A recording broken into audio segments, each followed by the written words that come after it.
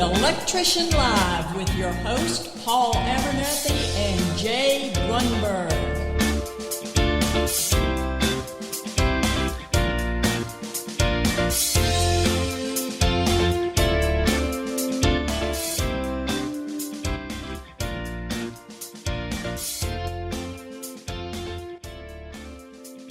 What up, everybody? Welcome to another episode of Electrician Live, where we talk about all things electrical and some things not electrical. I'm your co-host, Paul Abernathy, and with me, as always, my other co-host here is Mr. Jay Grunberg. Mr. Grunberg, welcome to the show.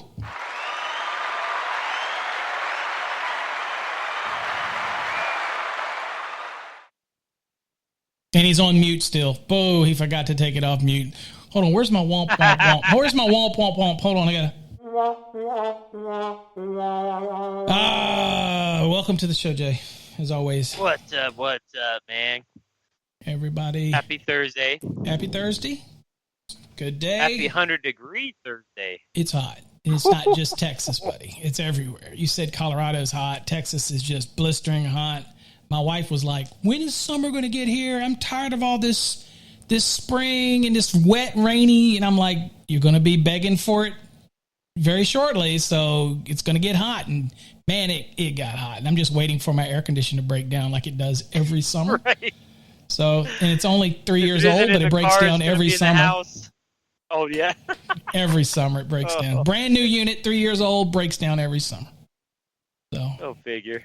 That's all right. If I can milk it for another year, I'll just buy a new one. So, what's up with the Basement King? How has this week been in the world of the Basement King? I'll tell you something, man. Monday, it's been great. Monday, we had 5 basements that we had to tackle as a company. And so I have 3 crew leads. And then I have my project manager and myself. So I had to split everybody up to where my project manager was working a basement. I was working a basement. And my 3 crew leads were working a basement. I don't even have a button for that. Hold on. That's... So Boss is out Basement of the job. King is busy, man. It's busy. Life is good. So work is good. Life is good. Life is good. How about you? It's been a busy week here at the Academy. Most people saw the announcement, and you've probably seen it, that we have formalized Code Cocky Graphics as part of Electrical Code Academy.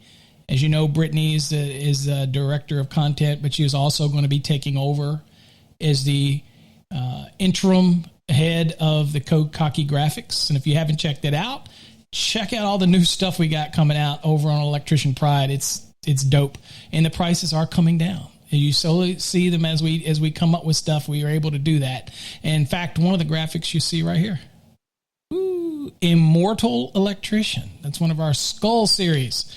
So, some people like skulls, some people don't like skulls. Also, Jay, did you see the brim? Huh? Did, man? You're sporting some sweet swag. Look at that swag. Wearing the swag tonight.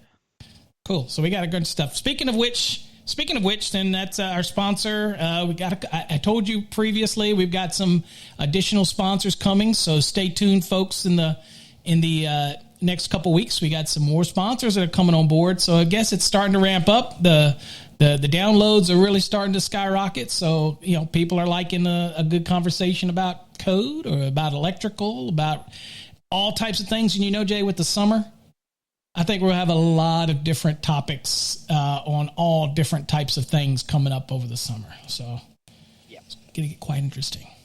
Different topics. That'll be fun. Yep. So with that being said, we appreciate those guys out there that are passing the word around. The Absolutely. Guys on the chat, YouTube, Facebook, the podcast. We just appreciate the support, and we're just 2 dudes, man. We're just like you guys out there. Obviously Paul's kind of a little more decorative than I am with his credentials. I mean, he's decorative. He's got it all, man. I'm decorative. Yeah, your list of it's stuff just old. Is wide, man. It's just old. You'll get there. Don't rush it. Don't rush it. There's things that I probably will never be an electrical engineer. That's something that's overrated. You have. Overrated. Overrated. You say that because you are one. It's overrated. It's okay. So let's go and run our sponsor. So tonight's show is sponsored by Electrician Pride. Oh my God, we got so much good stuff. And not just because I'm involved in it. I'm just so excited about what we're bringing. All for the electrician. Everything for the electrician. So anyway, let me go on and run that commercial and we'll get into tonight's show. Today's show is sponsored by electricianpride.com. Your one-stop shop for electrician-specific t-shirts, hoodies, phone cases, mugs, die-cut stickers, leggings, and so much more. Featuring unique designs for electricians, journeymen, and master electricians, as well as electrical engineers and electrical inspectors.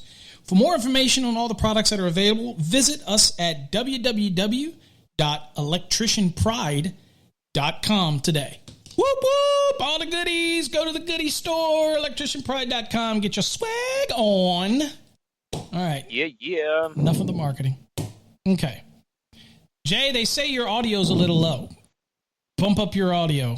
Turn your volume up a little bit. You got a volume increaser? Turn it up. There you go. I do. Try that. In the house. Now you got to move your mic away. See, Jay, before you become a guru, you got to get the technical stuff right. You know what I'm saying? Boom mics and just the crap. You got to get the crap. All right.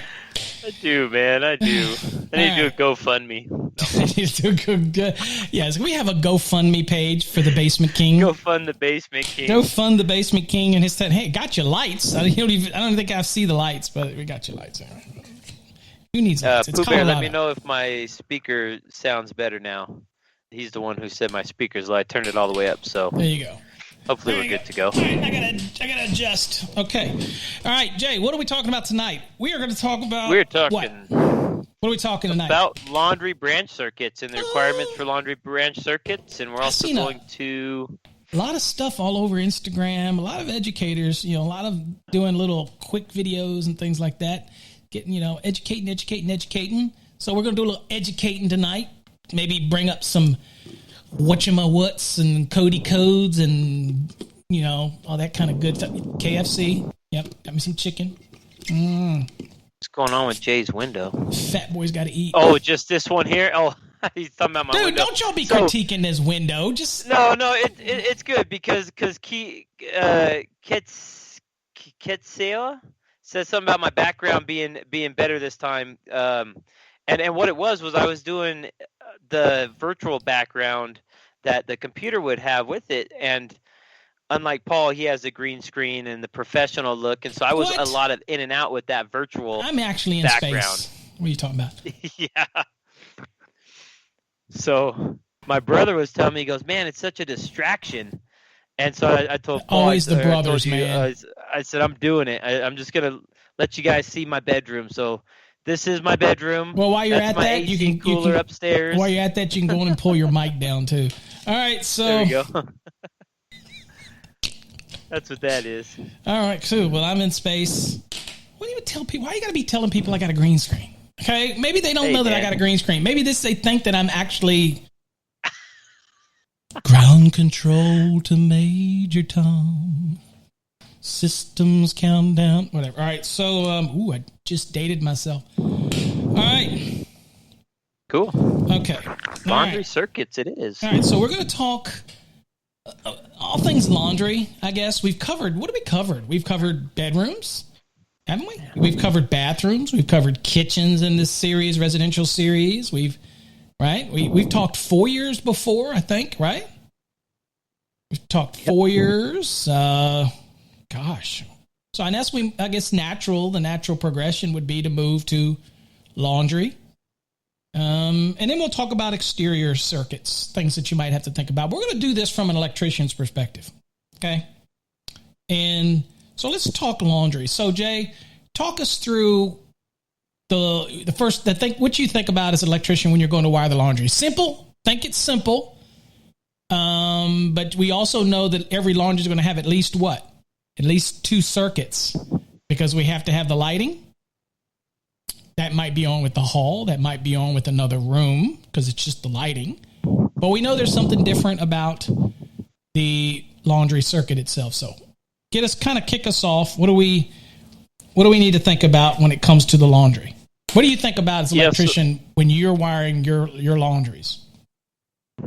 Yeah, I think of pretty much a dedicated 20 amp circuit going from the breaker box, whether it's my main service outside or maybe my subby or remote distribution in the basement.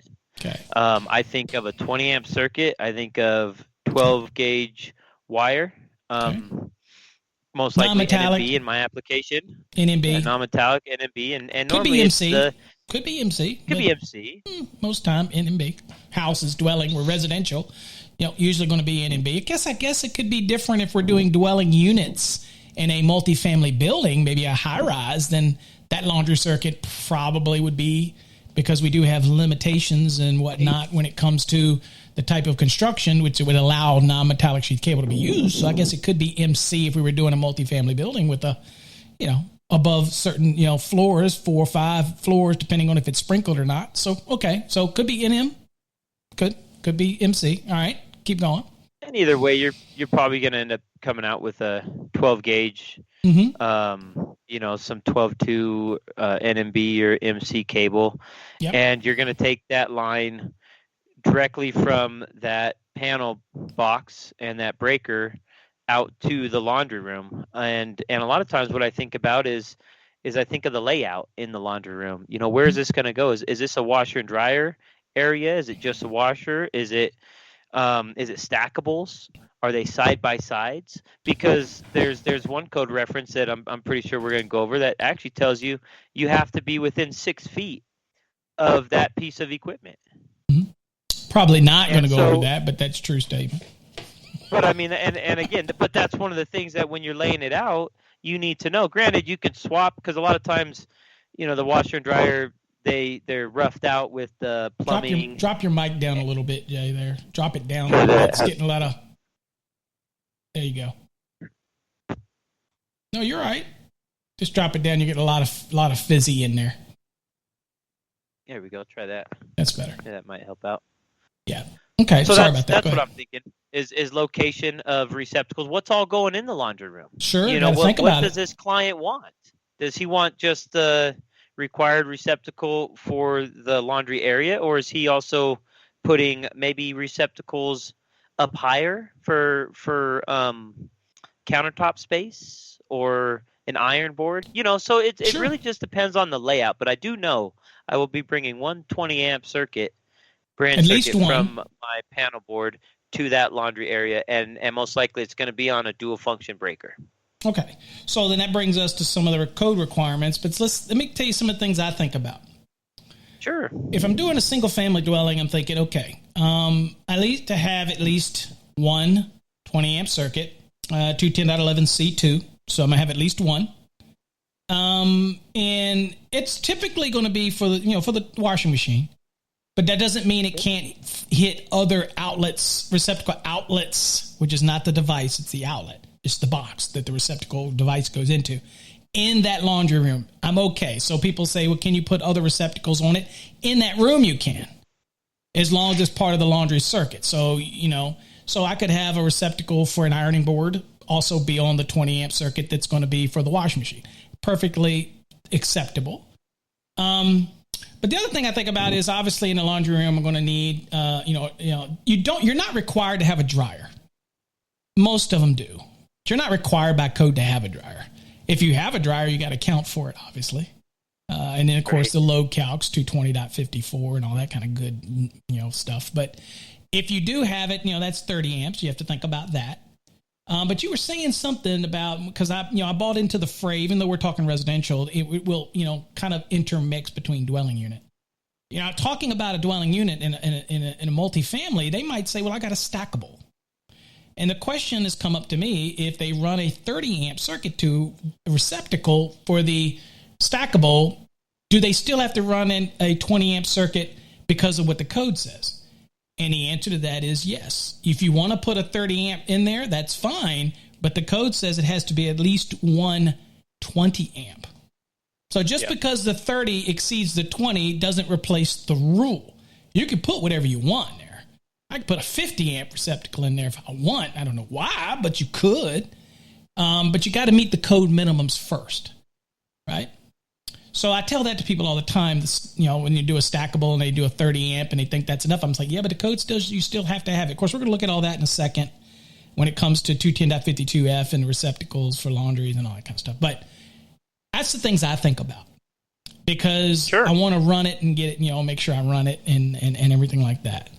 The other thing I think about is the lighting. I got to have a separate, branch circuit that's going to control the lighting because that can't be on with it.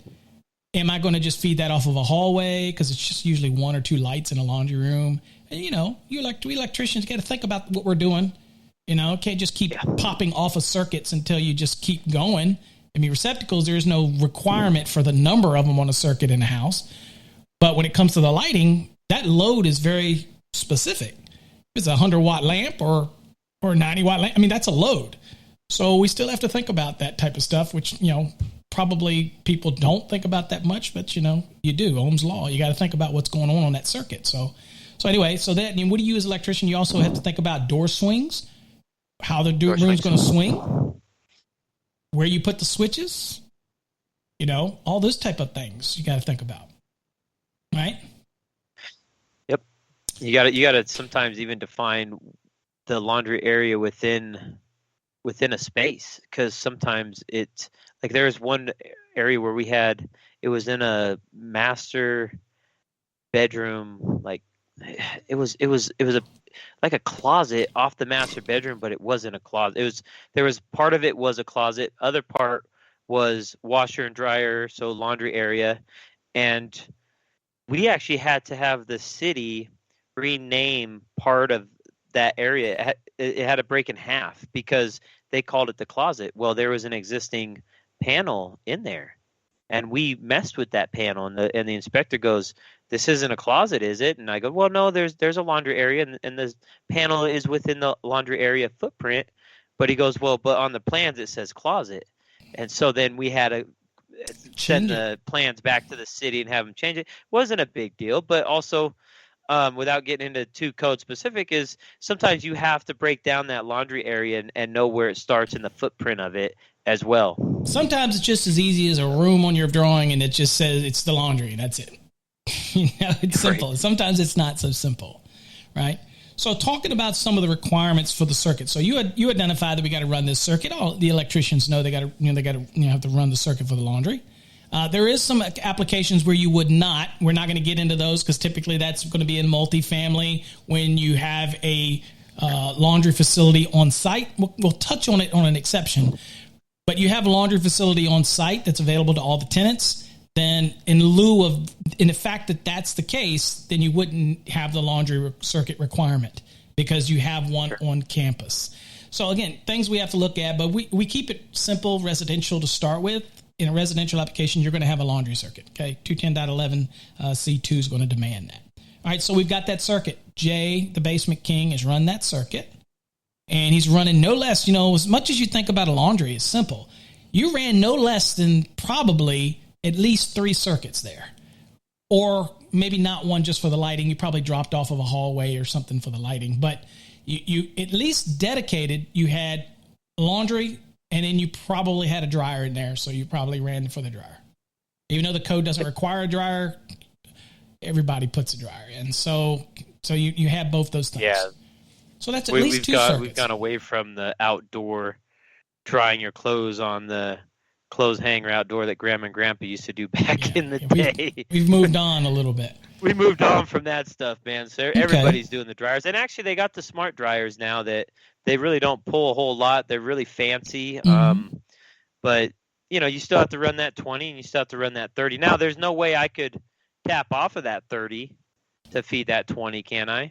No, that circuit that's running for the dryer. It all has to do with the load and the load requirements and what that dryer is going to pull and whether or not you can do a branch tap on it. And I'm just, rather than confuse people in 1 hour, no, that is just for the dryer, and your laundry circuit is just for the laundry. Now, if you're tapping off a 30 for the laundry, then that's not a dedicated 20 amp circuit for the laundry. That's a 30. Yep. So you just don't do that type of thing. All right, so let's talk about the requirements here, Jay. So you've got to think. So let's talk about the code rules. So Sure. let's start in 210.8.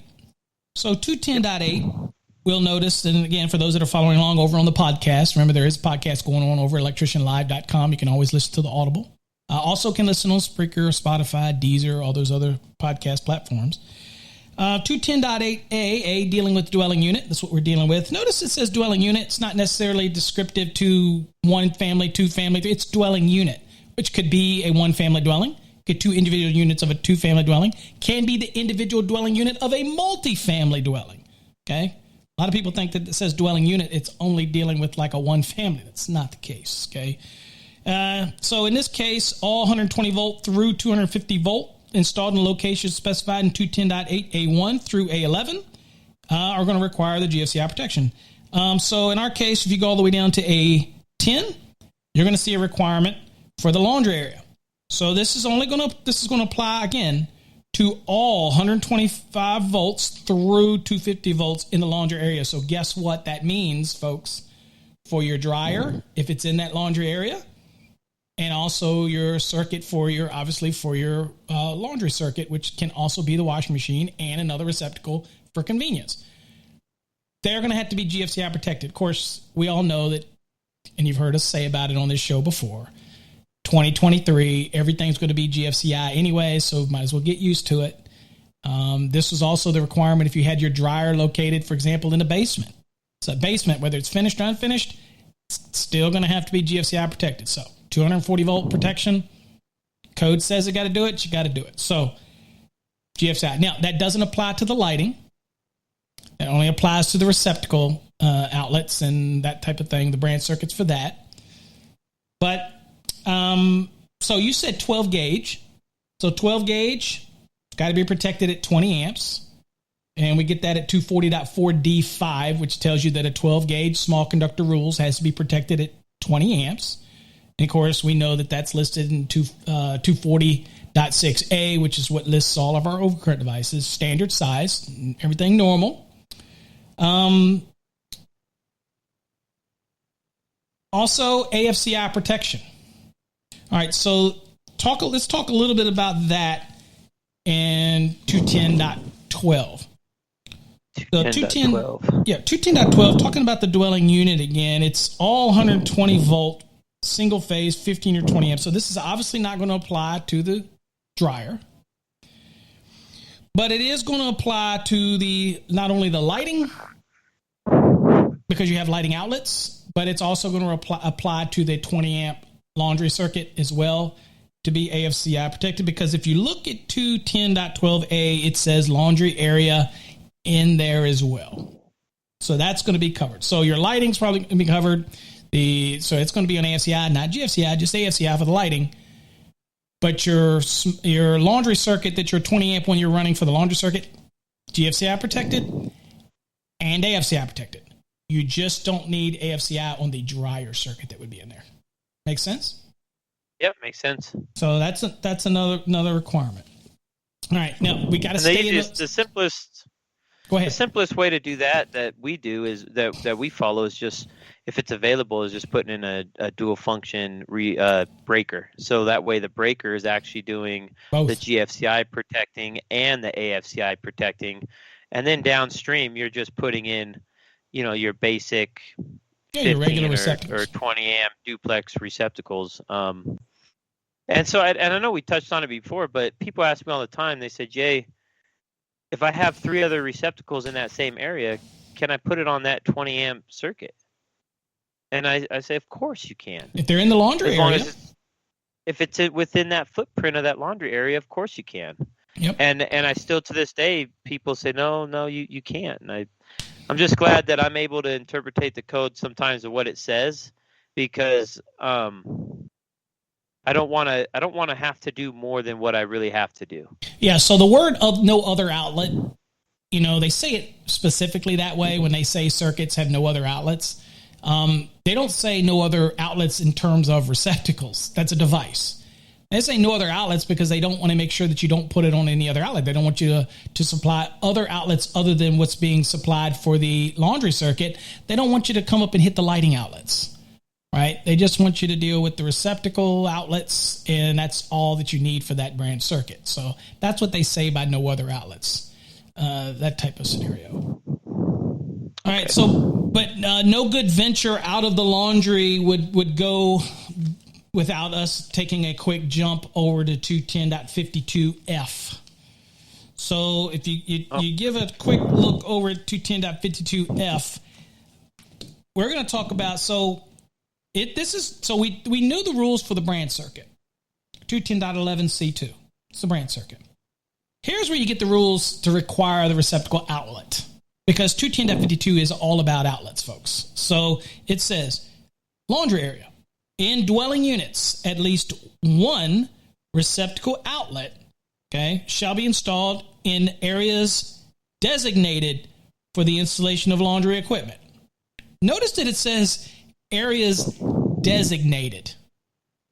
So as Jay was saying, you could have a drawing or something that doesn't make it specifically a laundry room, but it could be an area that is designated as the laundry area that you have to be really careful. And it's where, you have to play with the code and look at it. I've watched a couple of videos lately where people say the code is real ambiguous and it's not clear. It's very clear. It's clear that some cases the AHJ is going to have to make the call.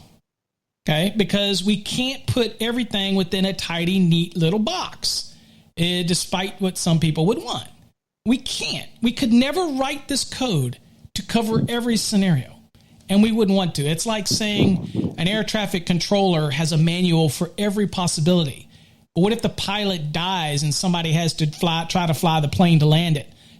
I'm sure that there's nothing in the air traffic control or their protocol for that. They have to improvise.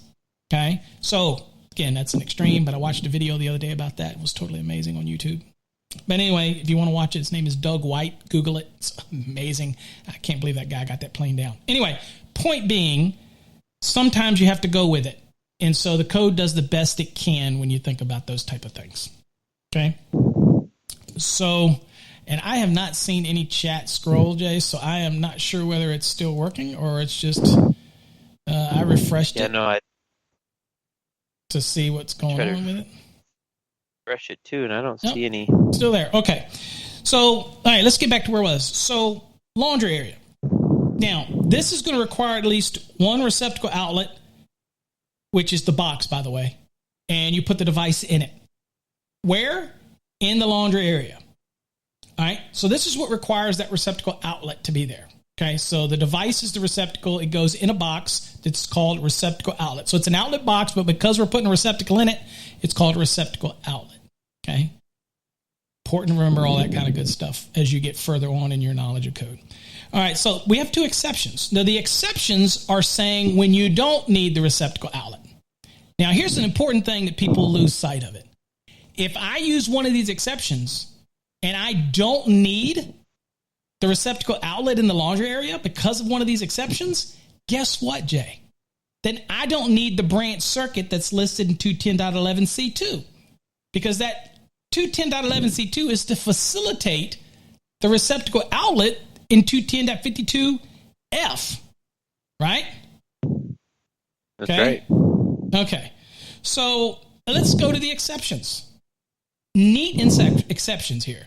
And the exception is what? The exception is to not have the receptacle outlet, right?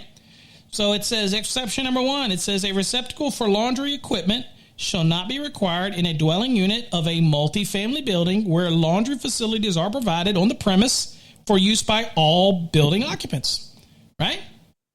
So if I've got a laundry facility, it's a multifamily building, like a big apartment complex or whatnot, and they have a laundry facility, a laundry facility on site that's available to everybody, whether it's coin operated or they let you use it, whatever, then I don't have to have the receptacle outlet in a laundry area inside of my unit. Doesn't mean I can't have one. And if you use it, if you do run the 20 amp circuit to it and put the receptacle outlet, you do have to account for it still in your load calculation. But nothing would require it at that point if there's a laundry facility on site. Okay? That's number 1. Number 2 says a receptacle for laundry equipment shall not be required in other than one family dwellings where laundry facilities are not to be installed or permitted. I said permitted. All right. So receptacle requirement shall not be required, again, in other than one family dwellings where laundry facilities are not installed or permitted. So there are certain applications where they would not permit a laundry to be in these units.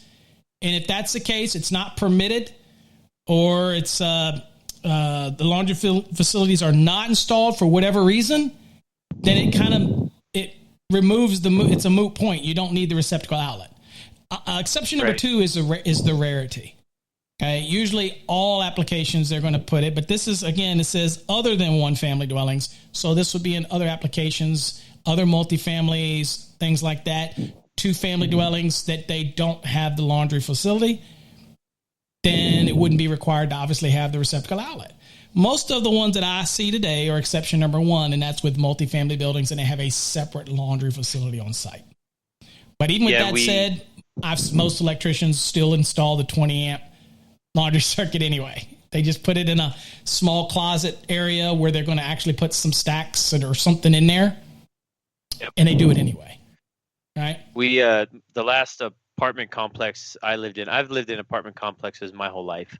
This is the first home we've ever lived in, and luckily I'm on process to own it. But in being in the apartment complex, the last one we were there for about 3 years, and they had the laundry facility on site. So, you'd get your little buggy filled up, walk your clothes over, make sure no one's, taking that spot. You get in there. Again, it's just part of the process of living in an apartment complex. Sucks because it seems like anytime that happens to me in an apartment where it's the laundry facility on site, not in your actual unit, it seems like I'm always placed in the unit the furthest away from the darn laundry area. So always, right? In the winter, I'm like driving my car over there to the you're laundry always facility. You're always at the location farthest from the laundry, but your apartment's always next to the loudest person in the community. It always works that way. Right. Got 15 kids crammed into one small apartment, and they're always banging on the walls or something. Yeah, keep it down. Yeah. But they did a renovation. Shut up! I'm studying code. My last 3 years, right? Keep it down. And when they did the renovation, they made a little, like you were saying, a little cubby area for the stackables, and they had washer and dryers. Mm-hmm. But the sub panels that were in there, and I'm pretty sure you've seen them. They're very tiny. And they're usually located in the bedroom. Amps. Usually 60 maybe amps 60 because they're amps, not. They're allowed to do that because they're multifamily and there's allowances for that in the code. So typical dwelling would be 100 amp or less, but there's allowances in there for other applications other than single family dwellings. Probably 60 amperes in there. Probably just small, very limited loads, right? You just have to take, from a contractor standpoint, you have to take in consideration to make sure that you have the adequate space. Mm-hmm. Because like we were talking about, if you're doing a dryer and it has to be GFI protected, you're taking up 2 full spaces now. Sure. That GFI it's not going to be a slim guy like maybe GE produces or those quad breakers that Siemens, Square D, and Eaton produce. You're going to have to get 2 full-size breaker spaces with that. Now, let me ask you a question, though. If I'm installing the laundry, let's say the washer, and I could use a slim breaker, would I be able to do a dual function receptacle if it's readily accessible? I'm not sure what you're... Like an actual receptacle, or... Well, the requirement for AFCI, for example, is the branch circuit. The GFCI requirement can take place in either one of them can take. So for the AFCI, it's a branch circuit requirement because notice in 210.12 it says 120 volt. So that's a hint to you. If you see 120, it means it's a branch circuit. If you see 125 or 250, you know it's a device. Kind of like a tip to know. With the GFCI, that gives you options. You can do it at the receptacle location, or you can do it back at the panel. It covers the whole thing. It's totally up to you because that's a GFCI rule. That's a receptacle rule under 210.8 dealing with receptacles. So you can put it there or you put it back. Or you can do a dual function and do both, AFCI and GFCI if you want. Perfectly fine. And when it comes to the dryer, since there's no AFCI requirement for that, then that would be GFCI. I'm not aware if they make a 30 amp receptacle type GFCI. I'm not sure. But typically on that, I do it at the panel. But you're absolutely right. These are things that when we started expanding these GFCI requirements, the manufacturers that are pushing for the expansion of this as well have to think about the space in these panels. And of course, we had the 42 circuit rule a couple cycles ago disappear, so there's really no limitation generally on the secondary panel if you're feeding through the first panel, but generally we have no limitation on the number of circuits that we can put in panels now. They're not limited, but manufacturers will limit them. I've seen some 60 circuit panels even for residential coming out. So yeah, they got to think about all those type of things, but you have some options that you can do with that as well. I did want to answer a question. So Kenneth, one of our viewers for over on the podcast, if you can come on over to the video, always come on over every Thursday night over to youtube.com/Master the NEC, or we're also streaming on Facebook as well, over on our Master the NEC page. You can come and join us and see the chat itself. It's going on. So Kenneth says in PA that they always run a dedicated 30 amp circuit for the dryer and a 20 amp. That doesn't really matter what code cycle that is, Kenneth. That's still required today. You have to have the 20 to meet the requirement for the laundry. The 30 is just, dryers are not required. But if you put one in, then you're going to have to run it, and it's going to be a 30 amp based on the load and what's going on with the 10 gauge and all that kind of stuff. So it's not really a 2008 code thing, or 11 or 14 or 17 or 20. That's still a given, that type of thing. Of course, local jurisdictions could change something and come up with some wacky local something they want, and I'm always against that. I think you should adopt the code as it is. The only thing you should amend in the code is if there's something geographical or something because of a temperature, extremes that the code doesn't cover. Other than that, leave it alone. Just leave it alone.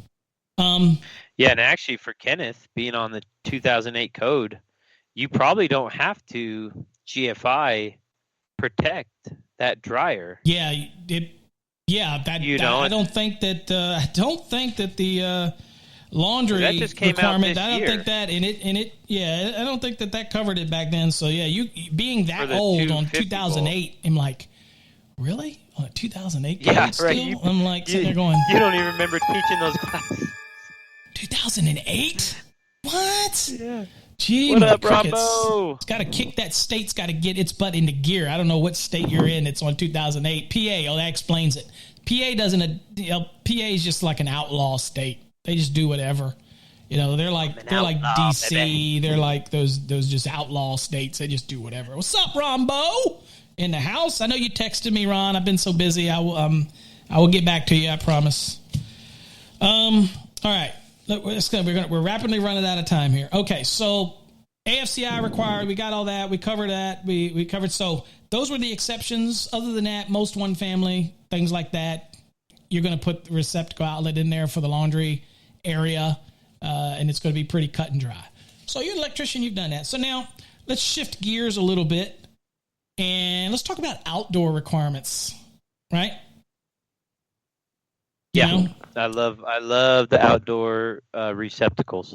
Yeah, so and we got lighting. So let's talk about generally what we would have.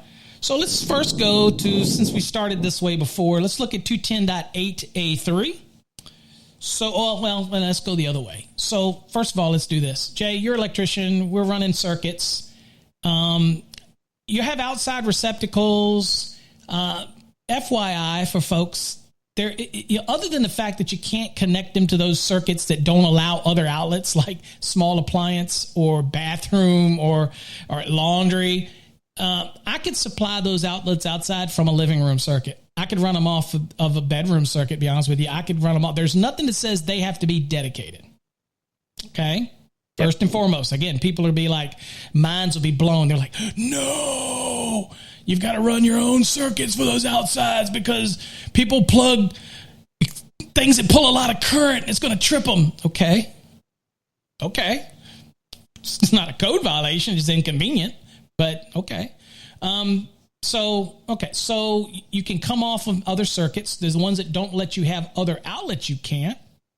That type of thing, with the exception of a garage. A garage will let you come off of the garage circuit to feed a receptacle that would be out there for the HVAC application, that would let you do that. That's specifically allowed for garages, for the garage branch circuit. If you have a garage, by the way.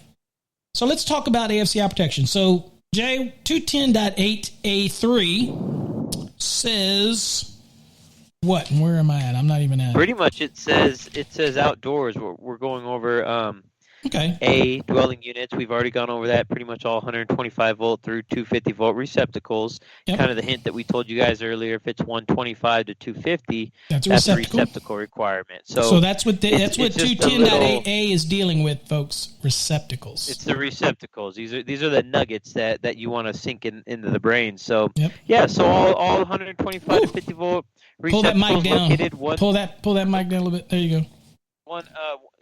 Located number 1 through 11.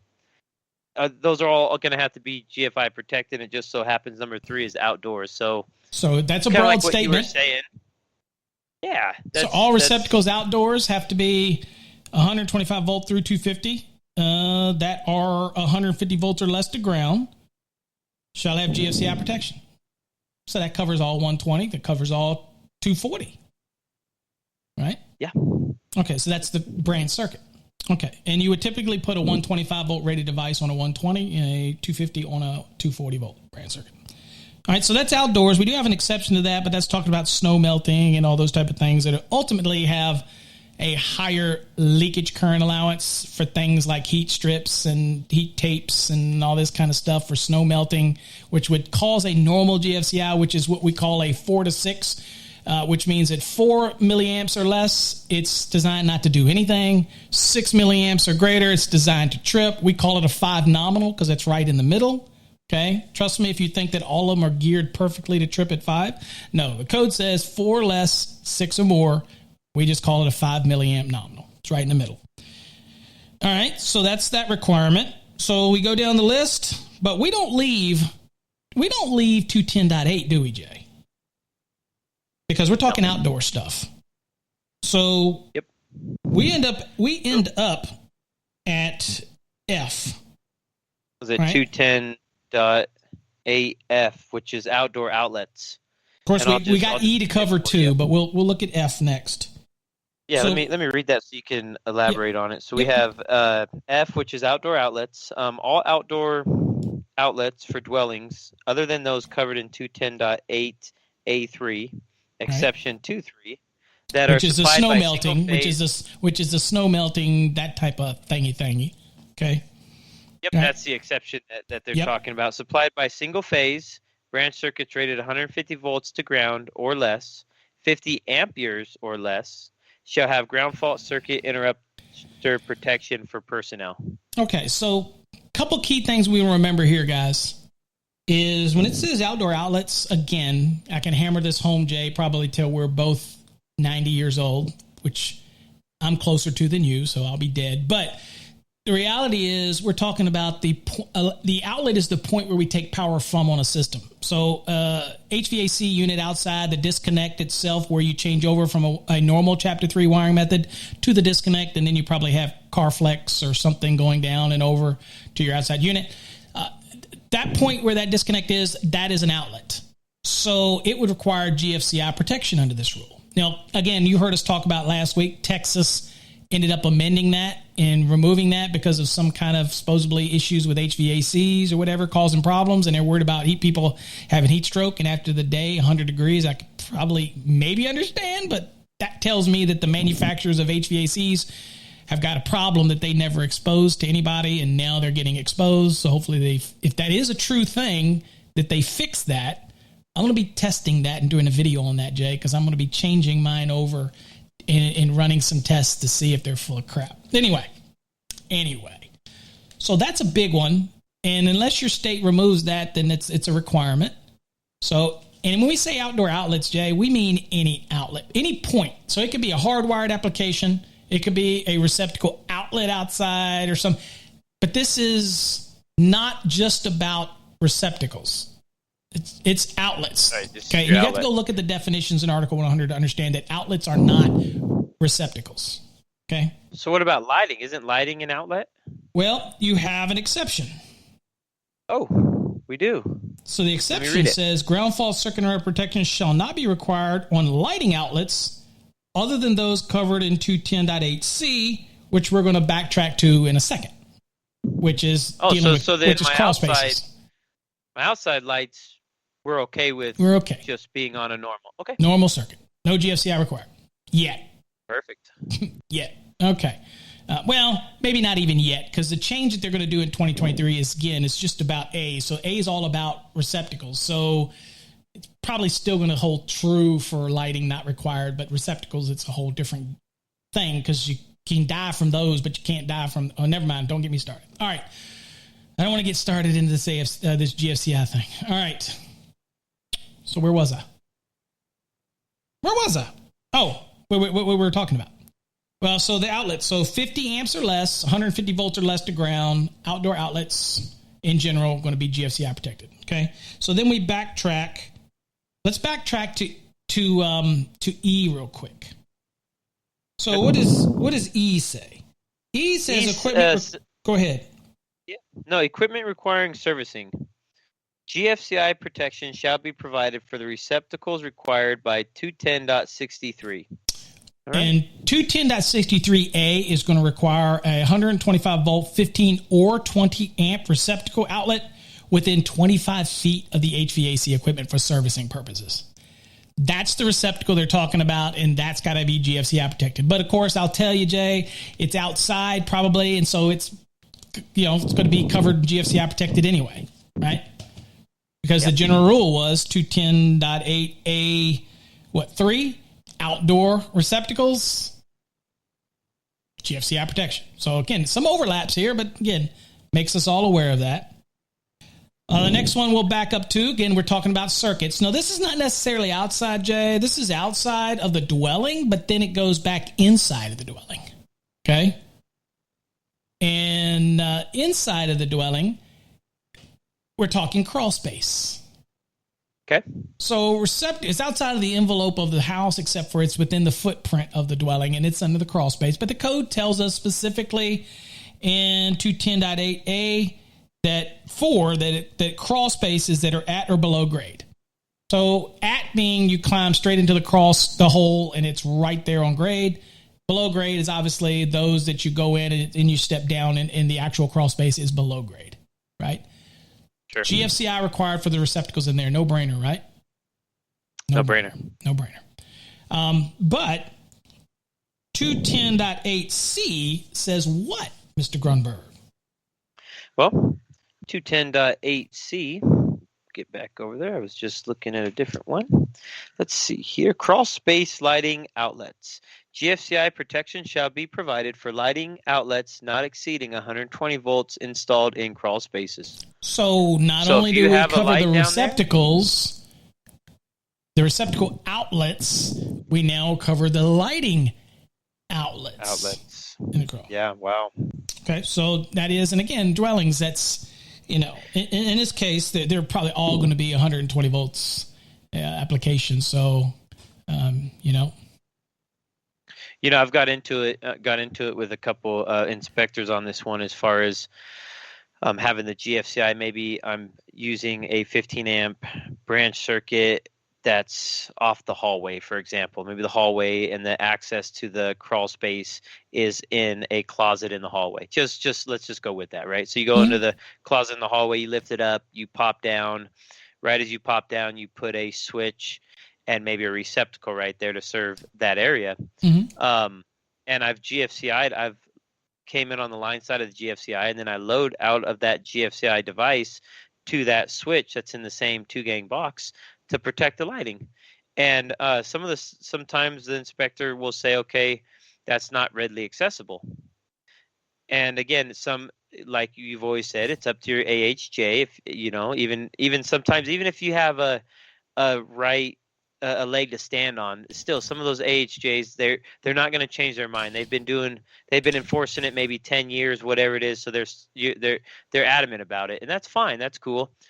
So when you're doing that, and let's say you're just using a normal circuit from a sometimes contractor it's not cool though.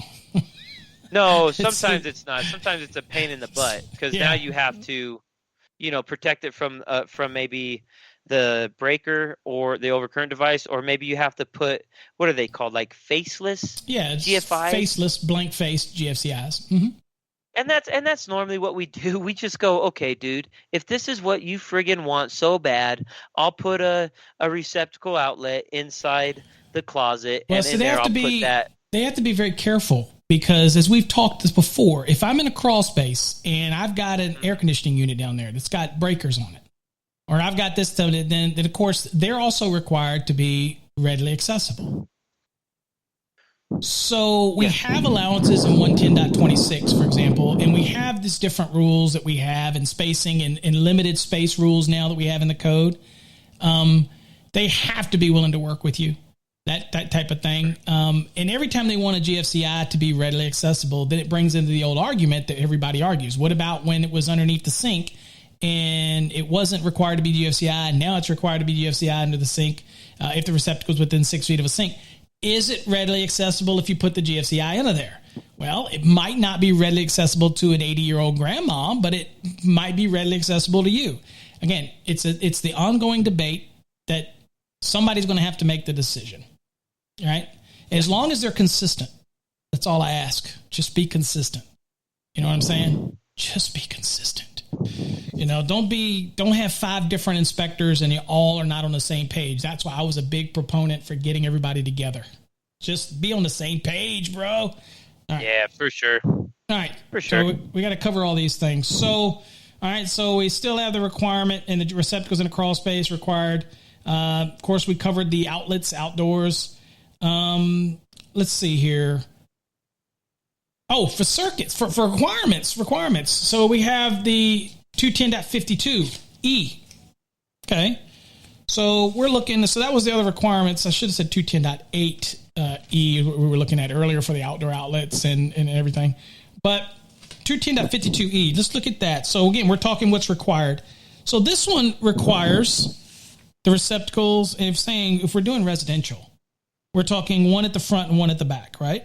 Or with the rule, what does the rules say? E1 saying pretty much one family and 2 family dwellings. For a one family dwelling in each unit of a 2 family dwelling that is at grade level, at least one receptacle outlet readily accessible from grade and not more than 6.5 feet above grade level shall be installed at the front and the back of the dwelling. Yep. So like you said, back. The rule of thumb, front, back, that's pretty standard for us. Yep. Front, back. And that type of thing. So got to have that. Again, so the other aspect of that is can't be higher than 6.5 feet. Okay. To meet this rule. What circuits can you supply these off of? Whatever ones you want, as long as it's not one of the ones that prohibit you from coming off of, like small appliance brand circuits, laundries, things like that. So if you want to feed it off the foyer area, or you want to feed it off the living room, or you want to feed it whatever. The thought of this is when you're using it, you know, the loads are diverse in a dwelling anyway, right? So, I'm sure that there'll be public inputs coming along that say, no, I want dedicated branch circuits for this. Well, if you do that, man, we're going to be running out of space in a panel real quick. So, we're going to have, you're going to start seeing all these big 60 circuit panel boards inside of all your dwellings now, type of thing, just to accommodate everything. That's right, man. So right now, what do we do? We put 2 panels in there. Yeah. Those tandem breakers, they're not even going to be useful anymore. Yep. So then on certain panels. So we covered that's all the receptacle things that we would typically see. So last we're going to kind of round it out with 210.70, and that's talking about their lighting outlets. So Jay, talk to me a little bit. You know that you have entryways that you have in your basements going out of the basement, things like that. So you've got lighting outlets, right? We have lighting outlets. And they have to illuminate the entry and exit. They have to, per 210.70. Yeah, you're going to have one right at each entry, and usually it's controlled by just a single pull switch. Some people, I believe, have motion sensors on them, or they hardwired it, and it's some type of motion or security sensor that when you walk up, it shines. Again, it's all about safety, right? If you're maybe went late night grocery shopping and you need to get to your house, you need some light. And actually, the motion sensor ones are actually preferred for some people because a lot of times that lighting is switched from the inside of the dwelling. Mm-hmm. Oh, I have motions so on everything because I have the rings everywhere. So the lights with the rings and the notion, the monitor. You can't get near this house without. Cool, I got cameras in the front, cameras in the back, cameras in the side. I got cameras all in the house. In fact, for $15, you can. No, never mind. So I was going to say voyeur. Right. You can watch Paul live. Oh, no, I don't. That's right. No. Turn the lights off then. No. Yeah, you'd be surprised where I've got cameras. No, but at the end of the day. What's important, I also explain to people, is they think they have to have the lighting outlet right by the door. If your floodlight, for example, illuminates the entry, that qualifies. Doesn't have to be. Now, you might want one by the door, and that's perfectly fine. That's a design thing. The key here is illumination. It has to illuminate the entry, that type of thing, right?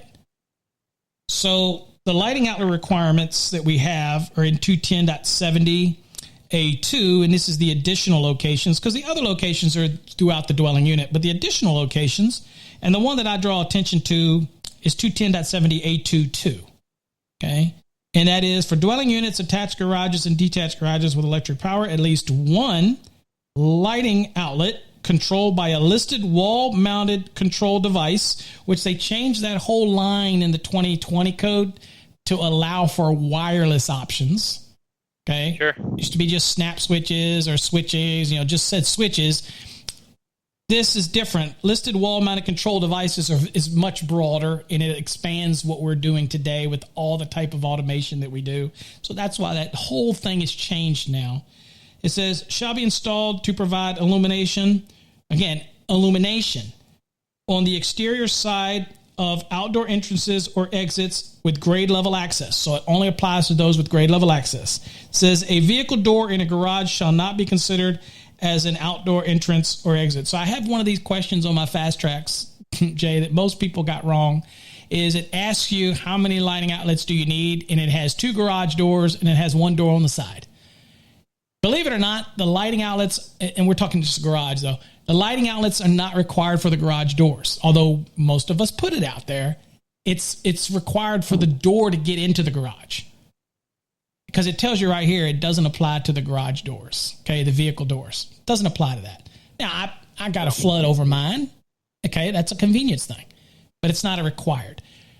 If by chance those lights that were for the garage doors that you just happened to put in there because you chose to also illuminate the main entry to the garage, then you would be okay. You'd be adequate. That's the key. Sure. It's kind of doing double duty. Double duty, the key. All right. So, but if not, and your door's around the side and it's not partaking in the light that you optionally put for the garage door, which aren't required, but people do, then you're going to have to put a light on the side because you need to illuminate that entrance and that exit. Right? Sure. That type of thing. Okay. So, so that's that one for your lighting. And again, that's, I know plenty of people, for example, at grade level, they have back doors, but then they have floods everywhere. And they ask me all the time, do I have to have those lights beside my door? I don't want any lights beside my door, but that's your choice. I said, as long as we position a flood that can actually illuminate adequately. Now, we don't have nothing in the code about the amount of lumens that are required at the exit, for the dwelling. But as long as it's serving double duty and as long as it's supplying that illumination is all the code requires here, then it's perfectly okay. Right. That's fine. Another thing about double duty that I should have went over is the 210.63A, that receptacle that's required within 25 feet of the HVAC for the outdoor units. I know where you're going. Good point. If that HVAC unit is close to the front or close to the back of the house, and again, it has to be the back of the house or the front of the house, because the receptacle requirement is at the front or the back of the house. Or the back. So you might be able to serve double duty. But if you're right, if the HVAC is out back, and even if the HVAC is on the side, you're right. If that receptacle that's in the front or the back is within 25 feet of it, boom. So maybe to serve that both purposes, maybe you have to go 20 feet away. So again, some people, the rule of thumb is they may put the receptacle right next to the unit, which is awesome. But if you're properly planning, maybe you can do both. Yep. And save yourself a little bit of labor and material and another outdoor receptacle. Because, save you an in-use cover over there. Just put one that'll break closer to the back of the house. And we would do that. We would actually come off of the garage circuit, that 20 amp off the garage, and because usually the garage is kind of more towards the back of the house, and we would hit the outside receptacle for the back, and that receptacle would also serve for the HVAC. So it was a win-win for everybody when you could do that. Yeah, so the garage, you're allowed to serve the receptacle that serves the HVAC. If it's so because other than that, you can't have anything else on the garage circuit. Right. However, that has nothing to do with meeting the receptacle outlet duty requirement. And that means that once you establish that receptacle for that servicing of the HVAC, per the rule, if it also happens to serve double duty as being the one that supplies the back of the house or the front of the house, whatever, then you're still good. You'll still meet that rule. Okay. Still meet them. Yep. Yeah, because that requirement for the receptacles at the front of the back, that's not a branch circuit requirement. That's a receptacle outlet requirement. And remember that, folks. It's under 210.52.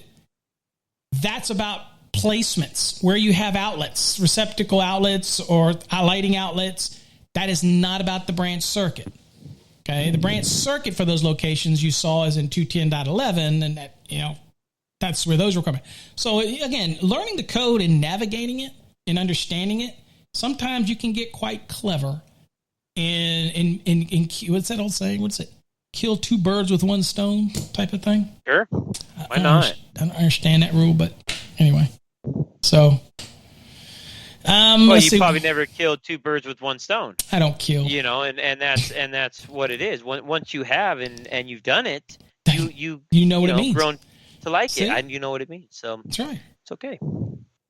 Rombo has a funny. He says receptacles are required within 25 feet of the HVAC because the HVAC guys can't afford a longer extension cord. That's just wrong, Rombo. Funny fact is it used to be in the code 50 feet. And we changed that to 25 feet to harmonize with the HVAC industry. So sometimes the industries do talk a little bit, not a lot, but a little bit, that type of thing. So anyway, I remember 50 feet too. That rings a bell. Yeah. That's what I used to think, and then they just cut it in half, I guess. To make the standard length simple. Of the standard extension cord is 25 feet, and what we don't want to do is have people daisy chaining extension cords, and you have the ends, the attachment plug, and the receptacle portion, female, sitting in puddles or sitting in mud or sitting in, so.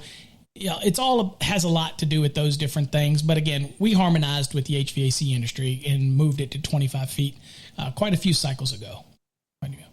Kenneth asked about the cheat sheet. I'm sure I thought that my cheat sheet was available from the main index page of the website. Just go about halfway down and you'll see this quick links and it should be in there. But if you go add something to your shopping cart, whether you buy it or not, add something to your shopping cart. And when you go down and you continue to shop, you'll see it available as other products. And so there's a free one there. You can download it as if you're buying it from our website.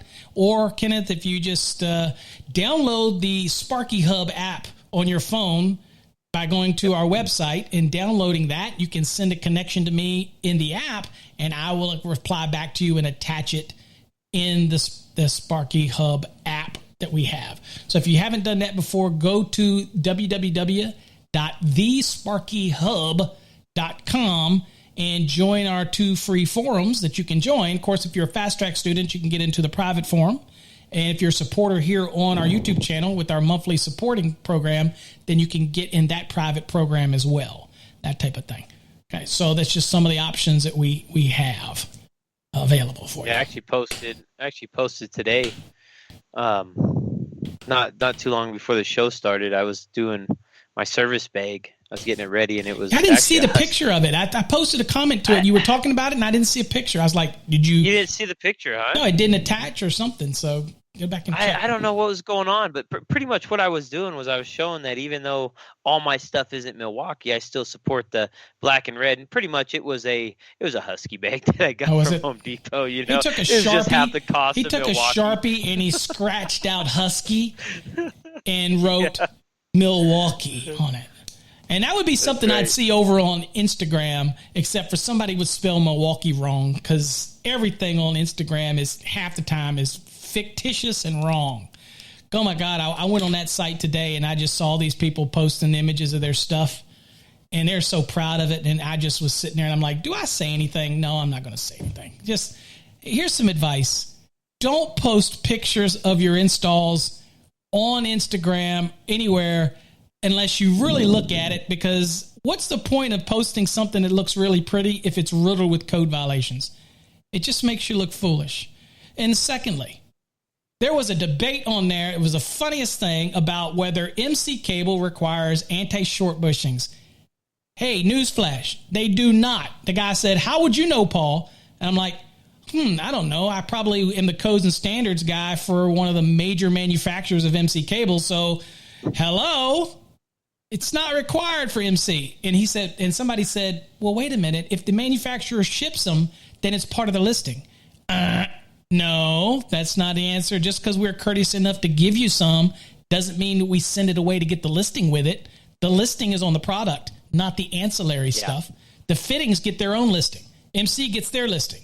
It's unlike AC cable, which is armored cable. That does require anti-short bushings. And it says so right in the code under Article 320. I believe it's 320.40. So you notice that 330 for MC cable doesn't have a 330.40 anymore because it's under 330.6. It talks about a listing, and fittings are listed differently for MC cable than they are AC cable. AC cable requires the anti-short. MC cable does not. If you want to use it, knock yourself out. It's not going to hurt anything. It's a benefit. It's a bonus. We give them to you.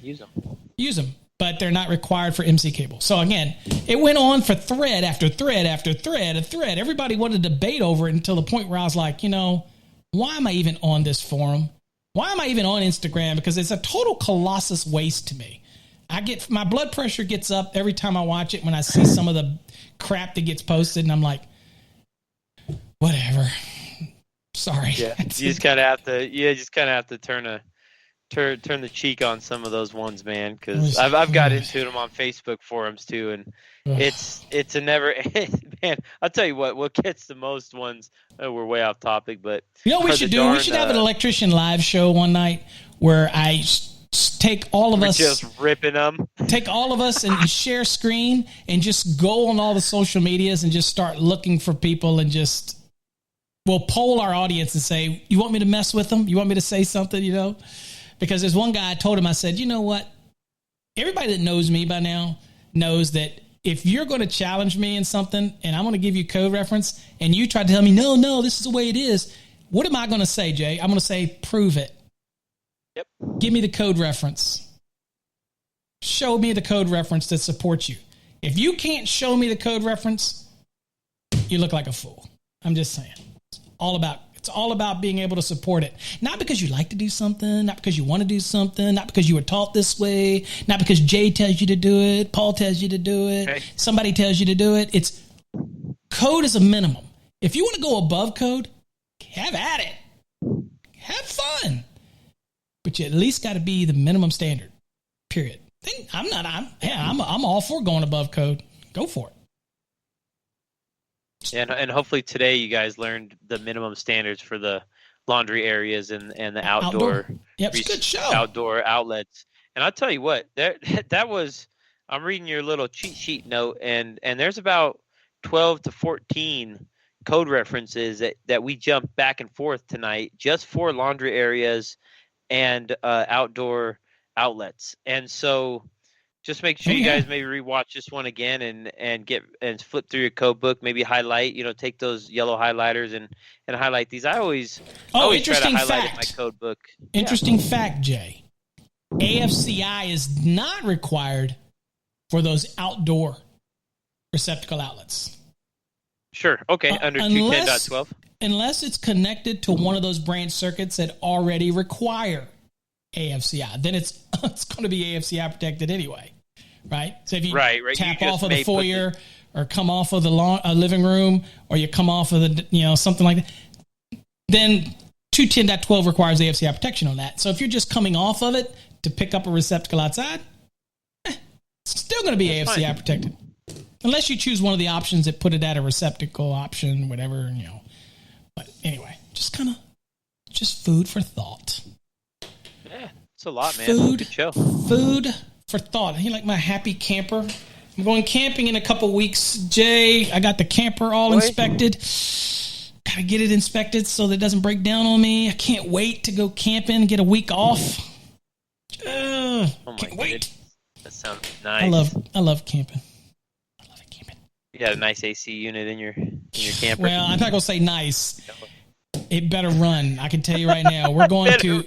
We're going. It was short cycling last time, and I fixed that. But we're going to Branson, Missouri, in a couple weeks, and it's going to be hot. I can bet. Never been to Branson. Love country music. Love So we're gonna see some shows, and the reason we got the camper is to be able to take our dogs and not have to worry about hotels and whatnot. So get the dogs, and then we'll have our trip that we always go to Galveston. We don't wait. We wait until the fall to do that, when everybody leaves, and we do our normal Galveston trip, Galveston, Texas trip. We love it. How about you? You got any vacations coming up? Don't really have much. Can the Basement King actually take a vacation? Okay. Yeah.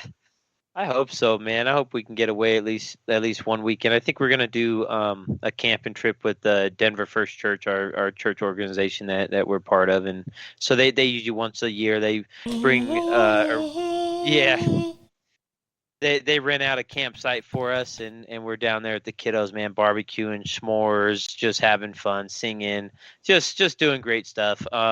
Rombo says he hasn't had a vacation in 11 years. Rombo. Life is short. You need time for yourself.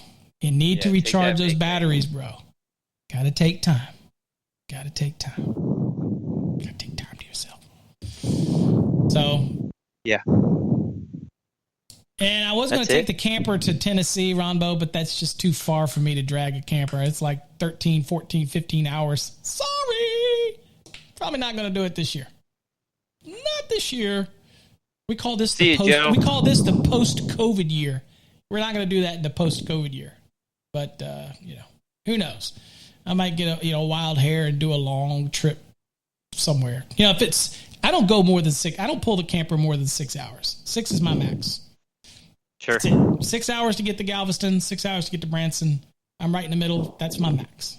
I won't go any further than that. So. Yeah, see, we don't even own a camper, so we just rent one from like Outdoorsy for the weekend. Trust me, you come out better just renting it. I'm telling you right now, I have not recouped my investment on my travel trailer. Trust me. People ask me all the time, they go, did you do it to save money? First of all, you never buy a travel trailer to save money if you're not retired, right? Because if you spend $25,000, $30,000, whatever it is on your trailer, you could stay in a lot of hotels for a lot. And since we only go about 2 to 3 times a year, if that, trust me, it ain't benefit. We like it because we don't have to worry about our dogs somewhere, right? That type of thing. Yeah, that's always good. That's why I have been to the Smokies with my previous camper I had. I do love it. I was closer to Tennessee than I am now back when I was in Virginia. And we did have a travel trailer, and we used to go up to and stay up there at Pigeon Forge.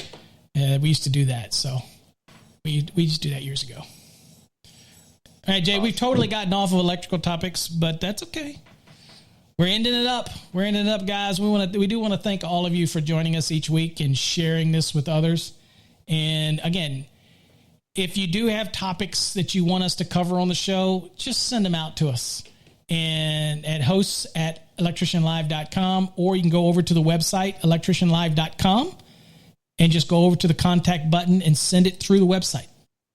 And let us know what you want us to talk about. And we'll do it. We'll talk about it. So, all right. Anything else you want to share with everybody, Jay?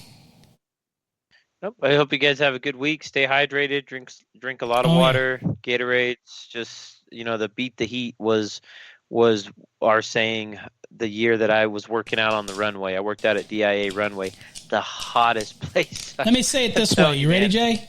Let me say it this way. If your urine looks like this,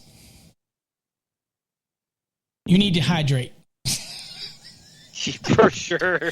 If your urine looks like this highlighter, you need to hydrate. Okay? I don't have no other visual, Jay. I got no other visual. I think you knocked it out of the park. All right. I'm just saying. If your urine looks like the teeth on this skeleton, you need to hydrate.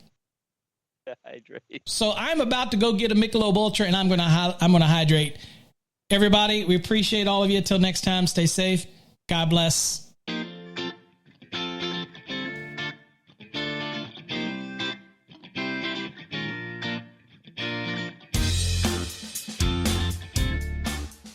You're listening to Electrician Live with your host, Paul Abernathy and Jay Grunberg.